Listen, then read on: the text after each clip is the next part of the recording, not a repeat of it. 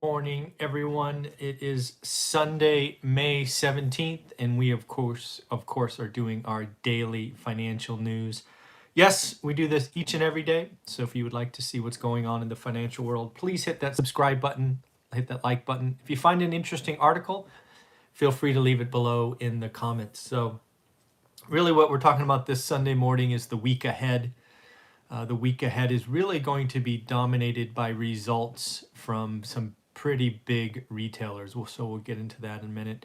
But let's first start off with some information I've read about JCPenney's. JCPenney's filed for bankruptcy. I believe it was official Friday, but now kind of the details of their filing are coming out. They actually had an emergency Saturday bankruptcy session, and a couple of things. First off, there is a clock on this. It looks like they've set up about a 60-day window to see if they should continue operating. They've gotten some short-term capital to keep paying non-furloughed employees and to help with opening stores because that is really killing them. They really don't have an online presence of note. Their physical stores have been shut like all others, so they've been bleeding capital. But what I find interesting, besides the 60-day clock on this, is one of their only hopes, really, is it appears that JCPenney's has about $1.4 billion in real estate that's unencumbered. So they own it, and they own it free and clear. So one of the things they are looking at doing is spinning off, basically creating two companies, right? JCPenney's as a whole today, retail operation, real estate, all of that. They're going to become two different entities. One is JCPenney's, the retailer, who will then do a sale leaseback to JCPenney's, the REIT, right? Basically, big box retailer.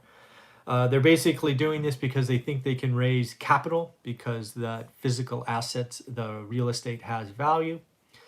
They're looking to potentially spin off up to 35% of that value in that real estate portfolio via a REIT in the public markets. I just feel for JCPenney's. Can you imagine a worse time to be spinning off box retailers? Yes, you're gonna have a leasee, right? Because JCPenney's will lease its own stores. But man, anybody have faith in how long they'll be able to lease those stores back? And if they should go out in 12, 24, 36 months, what's the value of those properties today? In the documents, again, not validated, it looks like they value the real estate when full and operating at $1.4 billion, as I shared earlier. But they tried to put a value on it dark, basically not operating, and they thought it almost half, $704 million. I think that's interesting for JCPenney's, but again, you should read this data and think about all the other REITs out there, right? So basically what JCPenney's is telling us is the real estate has a certain value when it's full, right? Producing income, lease rates, obviously. But if it's dark, it does have value, but it's about 50%. So think about Simon Properties, think about all these other big retailers who are about to have tons of vacancies. Then think about their loan portfolio, which is maybe at 60, 65%. What JCPenney's is telling us is those loans are upside down, at least a little bit, right? So all this data we have to tie together. So again, this JCPenney's filing is interesting, not only for JCPenney's plan, but more importantly, what does it mean for other operators? And I go all the way back to follow the money. Mall operators, REITs, but who has the ultimate buck? It's the banks. This is why the banks are performing so badly, because they have office and other commercial loans that are underwater, right? They have a first position at 65%, but suddenly the value is worth 50. You're in trouble, right? So not a fun place to be in. As for who reports next week, again, it's going to be our big retailers. Walmart reports. Everybody's expecting them to have blowout numbers. They report Tuesday morning. They're estimating a 6% growth in revenue. That's probably light, right? Because they actually are the largest grocery store now when you look at actually units of goods sold. So a lot of people have been shopping there. Target is expected to be up 8%. Again, I actually remember Target's last quarterly earnings where the CEO came out and just basically wet himself. It was not a good report. Hopefully he does better this time because he talked down his company. It was not a good idea. That's on Wednesday. Home Depot and Lowe's both report. Again, big box retailers. Home Depot and Lowe's, again, in most states were open because they were essential. Not all states, but most. They're looking at Home Depot up 5%, Lowe's up 1%. This is, again, expectations for revenue. Home Depot is on Tuesday after hours, and Lowe's is Wednesday after hours. And then again, we continue the running list. We have Kohl's coming out and L Brands. Both of these are expected to be down. Kohl's 1.5% and L Brands down 2.4%. So again, a lot of retail data. We saw the collective retail sales down on Friday from memory was like 16.7%. Clothing was the big hitter. So it is going to be interesting. I'm doing, lots of more people are talking about retirement, right? There's a lot of baby boomers looking to retire. It's tough to retire in a recession. They've gone back and looked at kind of the impact of '08. They actually called it When Granny Works at McDonald's. I thought that was an interesting title. But basically, they're looking at potentially 3.1 million people that were set up to retire comfortably. I'm not sure what comfortably means. But now being forced into poverty because of all of this. So it is interesting to look at. So again, you've got to take control of this. One of the viewers of this channel, as I've given credit to the last couple of days, created the K-based recovery. And we are at that decision point. You need to take control of your situation, your family situation, and do whatever you can to make sure you are on the right side of this recovery, because there will be a lot of people that don't recover from this don't recover very well and are struggling after this. A lot more talk about, is this a depression or a recession? Again, I've talked about this in the past. I think it is interesting to look at because when you talk about a depression, we need to think about depth and duration, right? It is both of these things that typically go into the discussion of what's bigger than a recession and when to call it a depression. And we could be suffering our first depression in 100 years or so. So first off is the depth. I don't think there's any questions that the Q2 numbers that will be reported for unemployment and GDP contraction will meet the threshold of calling it a depression. Unemployment likely to peak at 25% when reported by the government, but probably in the 30s, which is just so tragic. And then the GDP shortfall, there are more and more reports now, people estimating over 30%. I actually saw one this morning at 42%. I just can't fathom that. That is within a whisper of 50%. What the heck do we do to ourselves? We did this, right? So pretty frightening. Again, shutting down the country is going to have ripple effects throughout the bankruptcies, mergers, acquisitions. It's going to be a pretty active couple of years. I just read a report about small auto suppliers, right? You shut down auto sales, basically development and sales.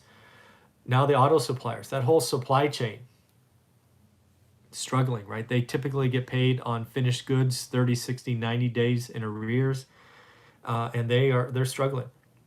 There are going to be lots of bankruptcies in that space, just like retailers, restaurants were obvious to all of us. What we don't realize is the manufacturing supply chain for things like autos and goods, other finished goods. It's going to be painful, and what I'm afraid of is going to happen is the big get bigger. right? There's talk going out there about, having 10 big retailers when we're done, right? Amazon, Walmart, Target, Kohl's, or I'm sorry, not Kohl's, Home Depot, Lowe's, um, maybe a couple of more. Maybe that's what happens across our country is we only have 10 big auto suppliers. We only have 10 big hospitals. We only have 10 big this, 10 big that. Are we really better off just crushing the little guy?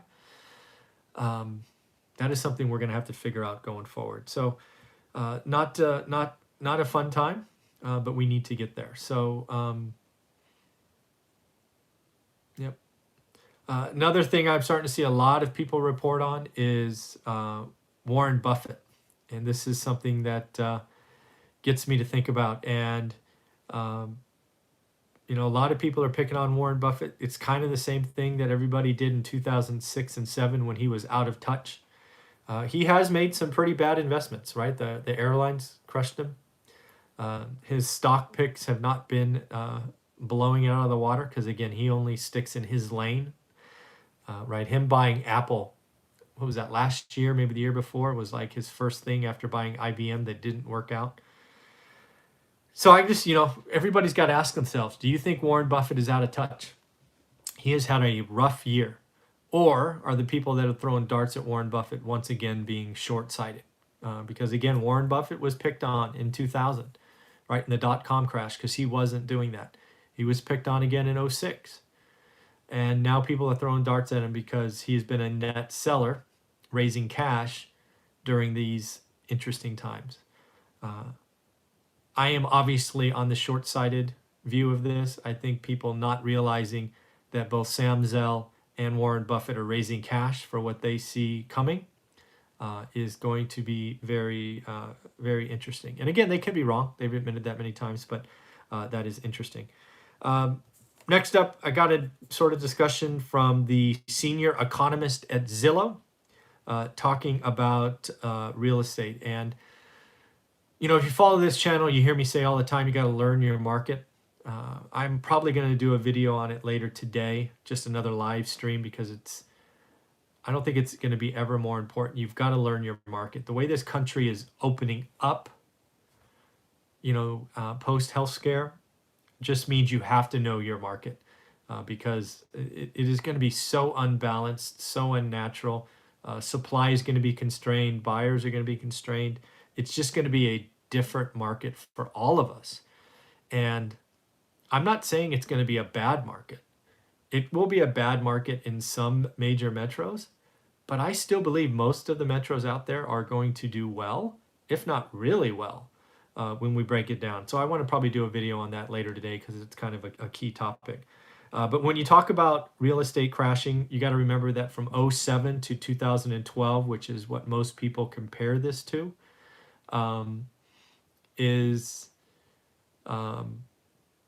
the fall was roughly 25%. When Zillows and Redfins and Case-Shillers and all those people talk about national numbers, that you got to put that in context, right? The fall from 2007 to 12 was 25%. The asset of choice that caused this collapse was residential real estate. It's just not going to be that way. I cannot fathom a 25% drop nationally in this current crisis. I could see a 25% drop in certain major metros without question. There's probably 5 or 6 that go down 25% in the next 12 to 18 months. But the national numbers, I'm on record saying the national numbers will probably be up. So we shall see. So at the end of the day, that's what I got for you for the news. Again, the news of the week, at least next week, is going to be retail. It'll be interesting to see what's going on there.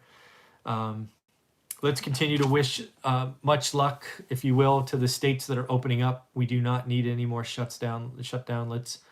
Let's just move forward cautiously, get this economy going. It was very interesting to see what's going on. So we are paying the price now, but let's recover and move forward.